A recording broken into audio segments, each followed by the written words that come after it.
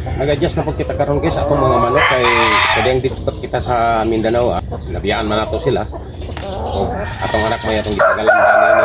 O dili tukma jud ang pagkaon nga matag o nga naipiktahan jud sila sa kanilang mga pagpangitlog. O karon ato na po silang gi-adjust na to aron mabalik na po sila sa kanilang pag-itlog sa aming atong mga manok. Kaya ko kayo na kibra sa itlog karon sa wala kita diri. Dahil region nga kita dyan magdalam kanila kay ma-maintain medyo na to ang pagpakaon kanila o ang hinagkanon kanila mahatag yun na to o insakto. Karon ato na po silang ginahinay na pag-adjust o ato silang i-applyan na to naman o vitamins aron po maulian dali kay ang ilang mga kalawasan.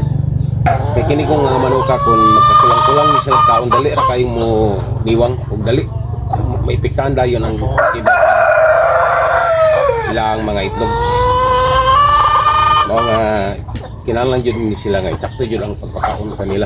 Eksakto pud nga oras o eksakto pud ang hidagkanon kanila. Importante jud kayo niya. Nasa lay tubig jud nga iandam nato nga mainom og karon ato silang ayudahan nato og gahatag silang mga vitamins. Karon pud nga dali silang ulian ug makabalik si ang kanhimilang itlog jud nga dagkan. Karon medyo kibrada jud ang ilang mga itlog. Kay di man kita kakuha sa target na to nga matag-adlaw na to nga harvest. So karon ato na silang balikan na tong kalaga pero siguro mabiyaan na po nato ni sila sa mga bulan sa Marso kay murag balik ug Mindanao. Ato rang paningkamutan nga mulian rag katambukon ni atong mga manok kay importante kayo ni sila nga tambok sila kay kung niwang ang atong mga manok jutay jud ang mahatag kanilang mga itlog. Kinahanglan jud ni sila nga maintain jud ang ilang itambukon sa ilang kalawasan. Dili dyan nato sila nga mingon nga atong kibra-kibraan ang ilang pagkaon.